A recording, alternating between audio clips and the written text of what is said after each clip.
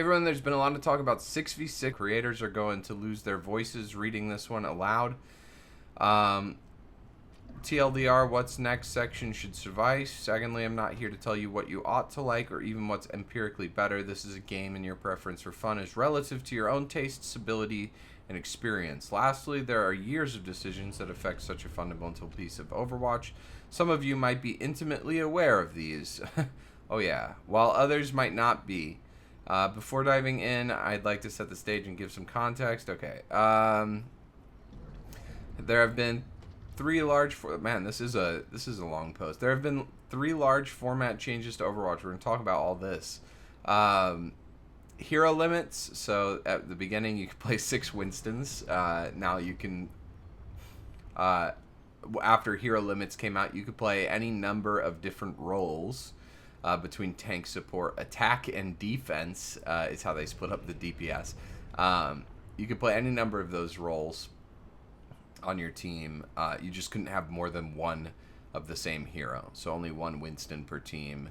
No six Wintons jumping in Gibraltar, unfortunately. Oh, that's what they're talking about right now. We call it Quinston. 5 Zenyatas and 1 Winston. Yeah, actually, launch Overwatch was goofy and over the top. It was not balanced. It was very unbalanced. During early development, it was necessary to have duplicate heroes per team. Our first core combat milestone only had 4 heroes. Wait, what? As the roster grew, this was no longer necessary, and it also introduced issues. Overwatch heroes have very distinct kits with impactful abilities. So their first iteration was 4v4, or they only had 4 heroes to play when they were testing it. Stacking abilities could be fun, but it posed challenges to balancing many of those abilities in game. People reference double barrier, but back then you could have 6. Imagine cycling 6 immortality fields. Okay, this is just talking about the going to different numbers of the same role. I'm going to skip a little bit. The second largest change to the game's format was the move from open queue to role queue, which limited team compositions to 2 heroes for each role. Before role queue, there was no 2-2 to enforce team compositions, and players had the freedom to select any role they liked once they loaded into a match. With open queue, teams had a lot of freedom of choice about what heroes and team compositions to play, but there were quite a few problems that role queue intended to address. Goats, and also bad match quality. So, like, if you were in the higher ranks, every game was goats. If you were in the lower ranks, every like 3 games, you just had like 6 DPS on one of the teams, which was fun for neither of the teams. Prior to implementing role queue, there was a stark imbalance in the number of people playing each role within each match. Damage was by far, and still is today, the most popular role, and tank was by far the least popular. In fact, seeing matches with 5 or even 6 damage players on each team was not uncommon. He just said what I said. This role imbalance frequently led to wildly imbalanced matches between teams, bad match quality. The game played better when heroes from all 3 roles were selected. The disparity caused social issues as players would try to pressure others into playing tank or support roles. True, even if they didn't want to. It made balancing heroes more difficult since we couldn't balance around a certain role ratio for each team. Also true. And it even made introducing new heroes more difficult since any new hero kit had to take into consideration hundreds of different team compositions and abilities that could overlap with it. The move to a role queue format was aimed to mitigate these challenges. Yeah, it gives a much more contained environment to be like, well, okay, Tracer and this character are going to be broken together, but, like, at least they can't have a Genji as well. You know, like, that's kind of what they're saying. Or a variety of different combinations that could lead to some weird problem, right? Moving to role queue solved many of these problems and added some additional benefits to the game as well. With role queue in place, matchmaking is based on skill within a given role, not just overall skill. That's true. Like, you'd be playing in a game. Hey, cutie. Thank you. How are you doing? You'd be playing, like, let's say, you guys know I'm like pretty bad at DPS, right? This isn't a good example because I would never be forced to play DPS. But, like, let's say there was a game where it's like, okay, we have, like, 5 tanks and we really just need a DPS. like, I would swap to a role I'm much worse at and play in a match with much higher rated players because I was playing an off role. More likely it would be like support. I'd swap to support, and I'm like, I guess I'm masters on support. I don't know how that is, but I'm much worse at support than I am at tank. I'm essentially gold. I should be gold on support. But yeah, I would be. Yeah, you guys get the point. As like one of your teammates would like be filling, and they would basically be like a plat teammate on in your masters or GM game even, because they don't play that hero.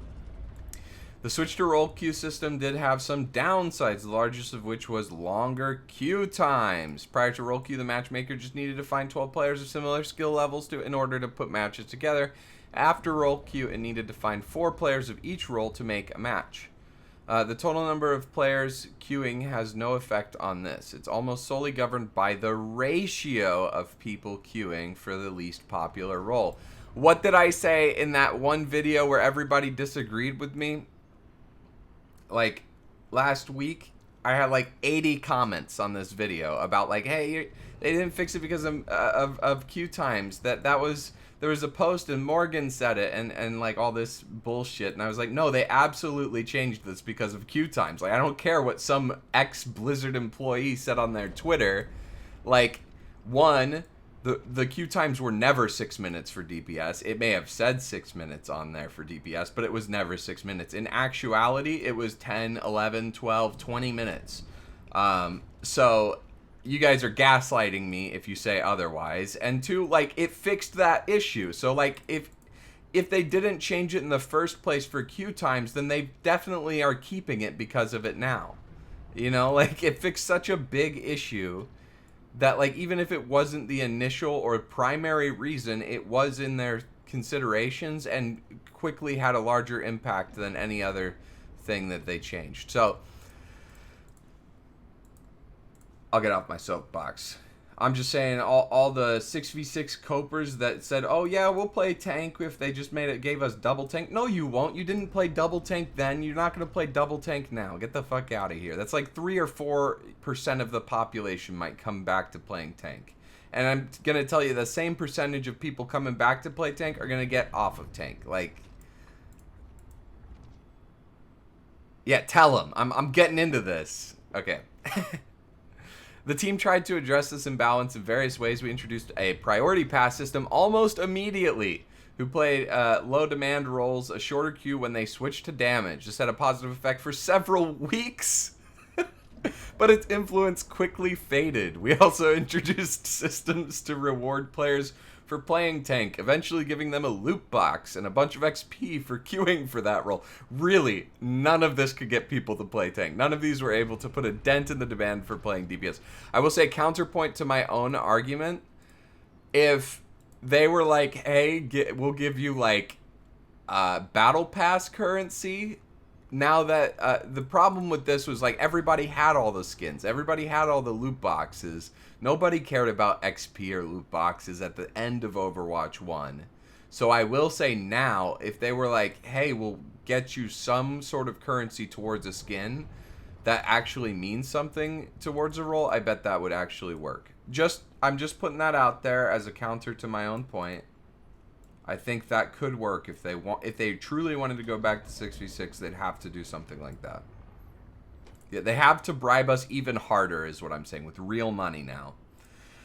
Damage queue times drifted a bit lower over time, but much of this was due to the introduction of open queue competitive and the permanent loss of damage players unwilling to wait that long for a match. True. So many players left. There were additional drawbacks with role queue. I mentioned earlier that many of our decisions made improvements to the game at the cost of match variety and player freedom. Team compositions were now locked to 2-2-2. This was another step to a more consistent experience within Overwatch.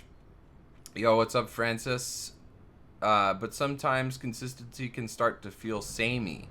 There were some pretty exciting metas in the pre-role queue world, and swapping to a hero of a different role mid-match was often a much bigger change and more exciting than swapping to one in the same role. That is true. Like Hero Limits, role queue took away a part of the freedom in selecting heroes that served as the base of Overwatch, but I often wonder if the success of it is as cut and dry as that of Hero Limits? Could there be an in-between version that softens the original problems without completely solving them, and also isn't quite as restrictive as our current roll queue system? A bit more on that later. That's interesting. I didn't read that the first time. So maybe a different solution than roll queue? I don't know. It feels kind of random at the end of that paragraph, honestly. I'm going to need to hear more on that. These challenges as well, this is the third more major format change. Oh my god, we haven't even got into 5v5 yet. This is the change to 5v5. These challenges as well as longer queue times led us to the third most recent major format change to the game. The shift from 6v6 to 5v5. This is almost a blog within a blog, but we're going to cover three things. Why we switched to 5v5. Oh my god, there's three more sections. Queue times after the switch to 5v5. What the team thinks about 6v6. When we launched Overwatch 2, we talked about the greater individual agency that players could have in 5v5. True. Supports have greater impact on the game. DPS have more impact on the game. Tanks have more impact on the game. Like, one less player means you are that much more impactful in your game, even if one of the roles is completely giga-buffed, right? Like, this complaint of, like, I don't have any agency in 5v5 is totally dumb. Like, even if the tanks are... You can't tell me the tanks are double as powerful as they were in Overwatch 1. Like, if Winston was double as powerful, he'd have 1,000 HP. His barrier would be 1,400 HP. He would do double the damage, right? Like, he's like, I don't know, maybe 25% stronger than he was in Overwatch 1, right? So, like, he's got a little bit more HP. He's got a little bit more bubble HP. I think his bubble's actually the same. He's got a little bit more primal HP, and he's got a poking tool, okay? He's that, like... How much of a gigabuff are we actually talking about here with that? Right? Like, I agree. There's some heroes that are problematic. Like, Hog feels like, oh man, he's just a little too strong, right? Their Malga's just a little too strong. That character feels impossible to play against. Or Orisa, when she's strong, the character feels gigabuffed and hard to have impact on when that character just survives and survives and survives. But at the end of the day, it's not more than... cycling, fortify, shield, halt, sigma suck, shield, sigma shield, sigma rock, and repeat and rinse and repeat and rinse and repeat, while DPS just like suffer to try and find an angle on these shields that they can just deploy at any moment. Like, I'm not just talking about double shield. If it's Winston Diva, Rein Zarya, whatever it is, you're adding more tank presence and cooldowns to the game, and you're having less impact just on the idea of having 6 players on your team, right? Like 1 to 5, you have 20% control over the game. 1v6, you have, or 1 out of 6. What is 1 out of 6? You have that much less. So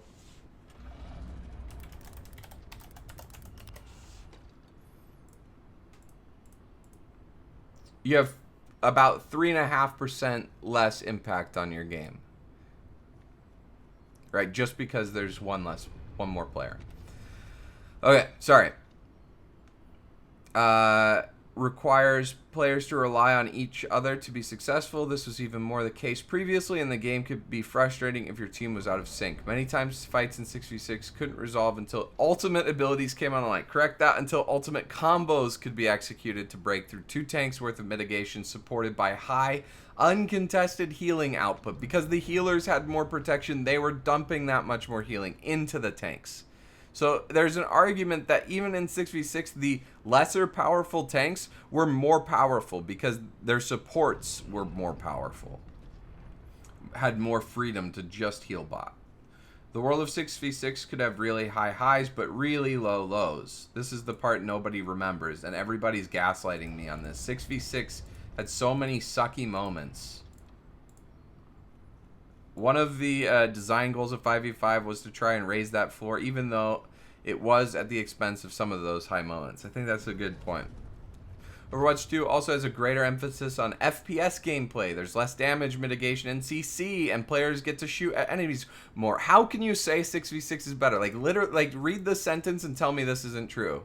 Less CC, less mitigation, and players get to shoot at enemies more. And you want to go back? Like, this is a true statement. I very often disagree with the dev blogs, but I can't disagree with this sentence.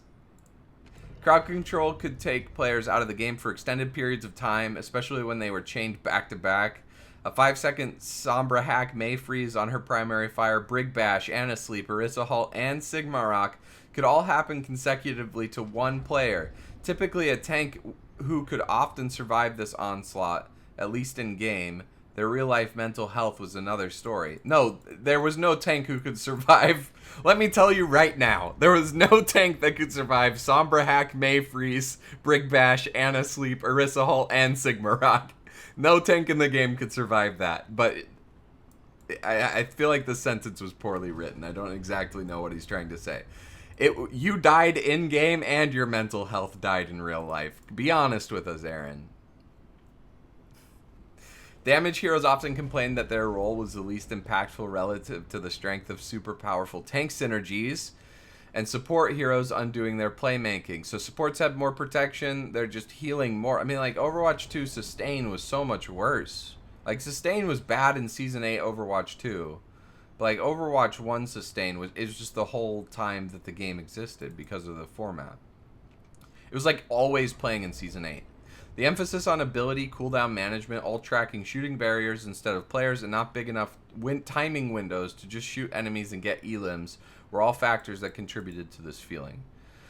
Support heroes also had to focus almost exclusively on healing since there were bigger team health pools and more incoming damage on the field with the additional tank player. In 5v5, they have more agency to add some damage or duel other heroes or heal their DPS. So DPS players get more healing because there's one less tank. Right? That's part of it.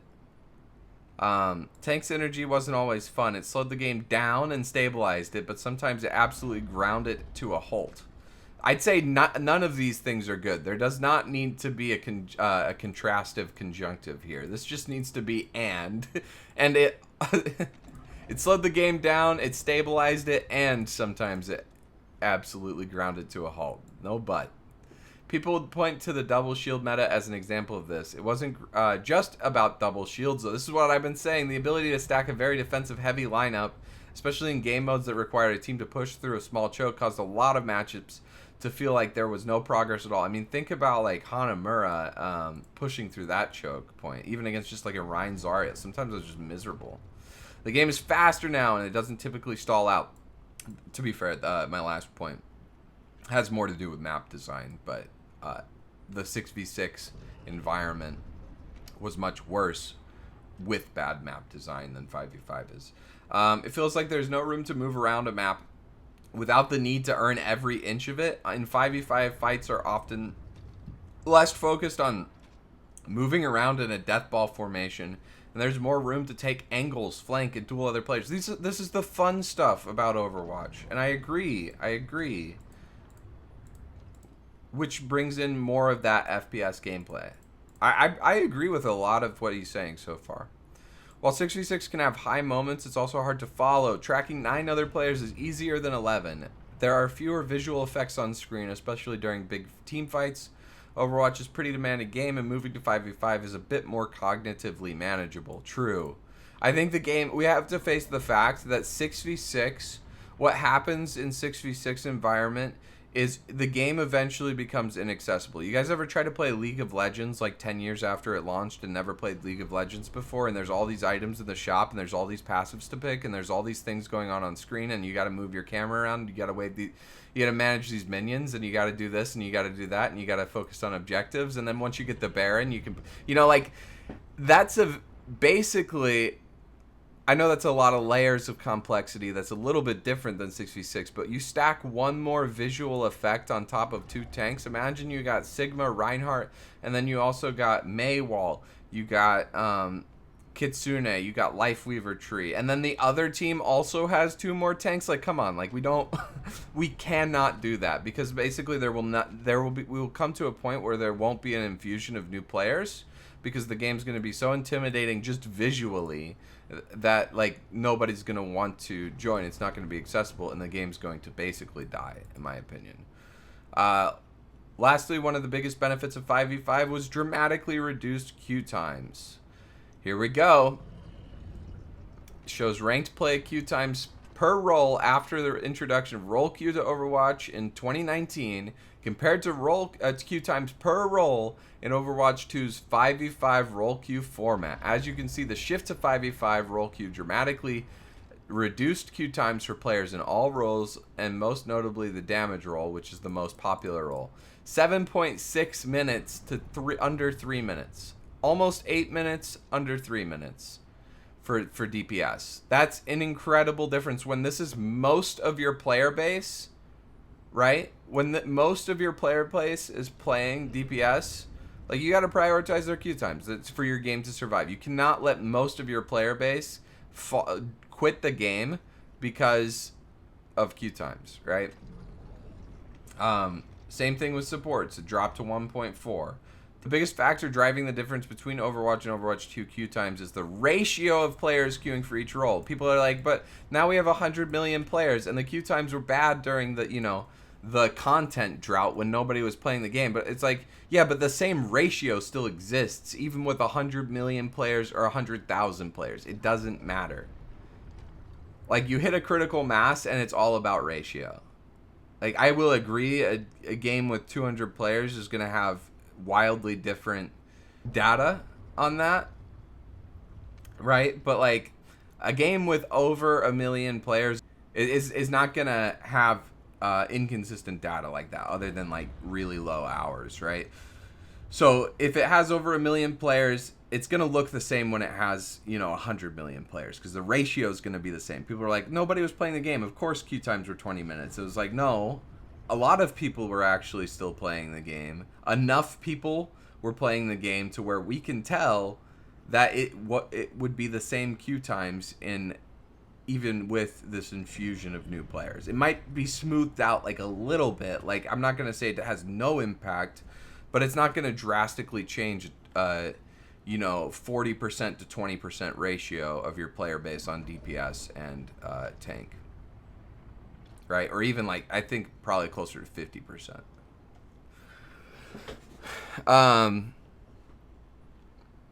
The queue times of all heroes dropped and are now much shorter than they were in 66. One more thing about queue times. Support. I think a lot of DPS players started playing support as well, or at least dual queuing for the role, because support can now do damage, because support can do other things. So, just a thought there. This is almost all because the game required one less tank in a match. If you look at the current queue times, you can see that there is still a lack of tanks compared to our other roles. Just flipping the switch and returning to 66 would likely cause a return to previous queue times or worse. True. Regardless of the amount of players in-game, queue times are always reflective of how many people are queued per role. In other words, the main driver of increased queue times is the ratio of players queued in each role. Since there are less players queuing as tanks, queues would likely go back to the way they were before. The game started its life with 6 players on each team. I discussed why we moved away from 6v6, but that doesn't mean it's without any merit. There are moments in madness that could happen with 12 players in a match that just don't quite coalesce when there are 10. It was almost too much to keep track of. Correction, it was too much to keep track of at times, but that was part of the charm. There are big moments in Overwatch 2, but they don't quite have the same chaotic, over-the-top feeling to them. Part of that chaos allowed players to feel less pressure in a match. There was an extreme player, and there was an extra player to take up a bit of the slack for someone that was performing poorly. And since that player was a tank, they had quite a bit of impact. There were a lot more hit points and defensive capabilities to burn through, which had a stabilizing effect on gameplay. Teams would fold a bit slower than they do now.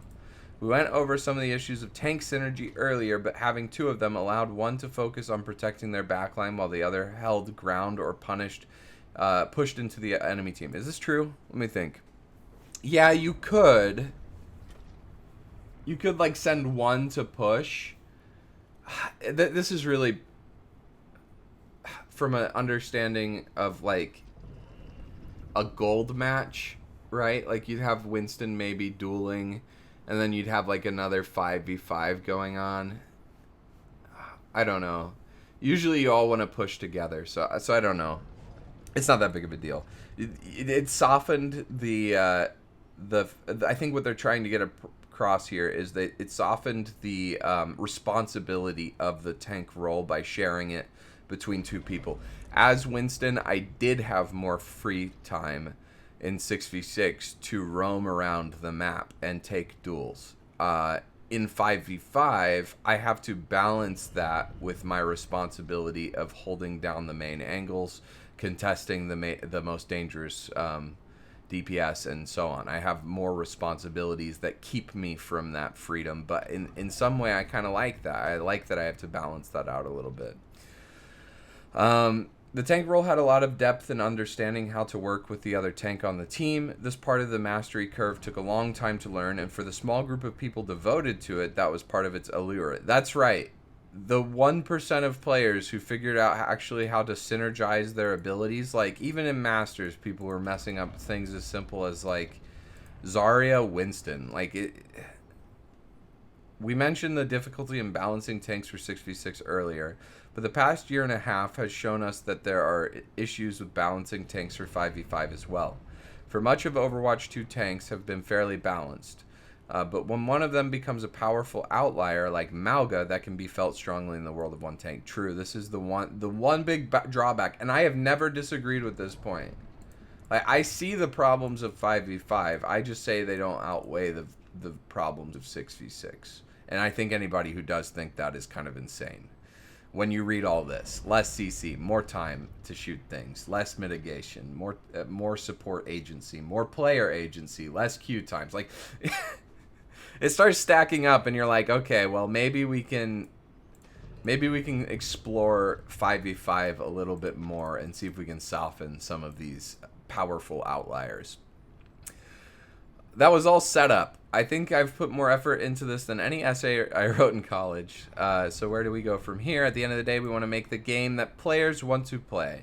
Because of the challenges mentioned previously, we are focused on making 5v5 the best experience that it can be. However, because we operate as a service to our players, we always remain open-minded to reevaluating our decisions based on your actions and feedback to give you the best game experience we can. Rather than introduce a disruptive, permanent change to the game, we'd prefer to explore the space further and make changes based on that exploration. With that said, we're looking at running a series of events to try out different core team composition formats in Overwatch 2. The community has just once or twice suggested a test. Why not put various forms of 6v6 in the game in order to gauge the results? We agree, and based on your feedback, we're exploring how we can test different forms of 6v6 in the game to gauge the results. This is taking some time, however, for reasons that may not be readily apparent. Yeah, like, that's a big change, and like that would take quite a lot of work. The first and honestly largest reason is the need to do this in a way that allows the game to have optimized technical performance. So this is an issue that was brought to my attention recently. Like, the Nintendo Switch version of the game can't handle 6v6 with the new UI. I'm referring to frame rate and memory constraints with 12 players in a match. There have been quite a few upgrades and additions to Overwatch 2 that have an impact on the performance of the game. These range from new features like allied outlines and enabling healer vision by default, the addition to more technically demanding hero kits, as well as visual upgrades to the UI. Heroes and maps. In a 6v6 setting, these upgrades can have significant impacts for our players, causing the game to underperform on older systems, so like older computers and the Nintendo Switch. And maybe like PS4, Xbox One, and stuff like that, even. Overwatch is a fast-paced game, and maintaining a game that runs smoothly across all our platforms is important for the player's experience. While a limited time test could arrive sooner, the team is still investigating exactly how long it would take to permanently increase performance across the game. This would be a large effort that would most likely take at least several seasons to accomplish, so nothing's changing anytime soon, and we're just getting a test in several seasons, okay. Another issue, and one that still gives me anxiety about opening the Pandora's box, is what do we do with queue times if enough players prefer 6v6 to keep some form of it around? The team was not able to solve this issue previously. While we have some ideas now, there's no guarantee that they will work. Is there a world where people are willing to live with long queue times to play this format? No, I don't think so. Like, people say that they will, but like, I don't think actually people will. Maybe. But that's a pretty risky move to make. We also have tens of millions of new players that have only played 5v5. We want to be openly mindful not to frustrate those who like the game as it is today. The outcome of these tests would give us a lot of valuable information to consider moving forward. We'd run the test for a few weeks and gauge interest from the community. Then we'd measure the impact it had on the other experiences in Overwatch 2, like 5v5, arcade, etc. We take the lessons from this playtest to see what we can learn about this mode within the current game ecosystem and for the future of Overwatch. We would reflect carefully on the learnings from whatever test we run and explore how to best give players what's being asked for. Whether that's a world of 5v5, 6v6, or even both is for future us to figure out. I don't know if reading the rest of this article has made me really confident that they're going to really give us both 6v6 or even both. I think the best we could ever hope for is maybe like an arcade mode for 6v6. Maybe a separate competitive mode. I think, you know, like what I would want is probably a separate competitive mode. I'll say it, you know, I wouldn't mind having a 6v6 comp mode and a 5v5 competitive mode. I just don't think they're willing to put in the work for that, and I think anybody who thinks that they are is coping hard, and that the downside, and those that think that the downsides of 5v5 outweigh the downsides of 6v6 are delusional. I would hate to see them try and appease everybody and just make the game multi-layered. Well, yeah, so now that they have 100 million players, if they have the manpower to do both 5v5 and 6v6, I wouldn't mind. They could split the player base with their current numbers. It would be fine. They just need to make sure the game doesn't die, because as soon as the game dies, right? Did we read this? No, we haven't. I'm going to jump on a soapbox for a moment. When you look at the changes to Overwatch since its inception, it's clear that many of those have reduced some of the variety within an Overwatch match. We get feedback from some players that Overwatch can feel the same from game to game. While much of this gets attributed to 5v5, we feel that there is more at play here. Besides running experiments with 6v6, we'd like to run some of that, re-examine the ways we tried solving previous problems. This is probably my favorite sentence. Re-examine the ways we tried solving previous problems. Please, please, please. Specifically with the goal of bringing some of that freedom back to an Overwatch match without the severity of issues that accompanied it. So saying, like, what he really wants to do, I think, is get 5v5 to explore that further and to find a way to make that work better.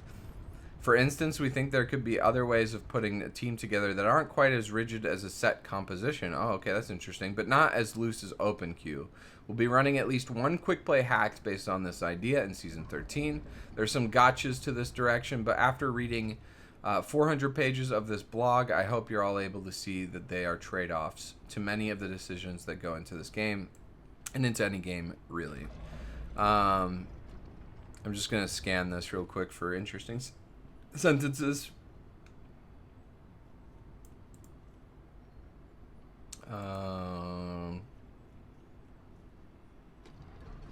This isn't the last time we're going to be getting into 5v5 or 6v6, and we can't wait to share more about our plans in the future.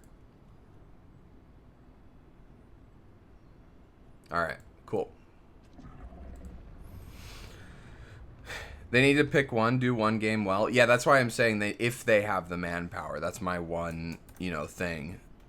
And right now, it doesn't seem like they have enough to do the game they currently have. So, like that, I'm with you, Sweaty Keith, 100%.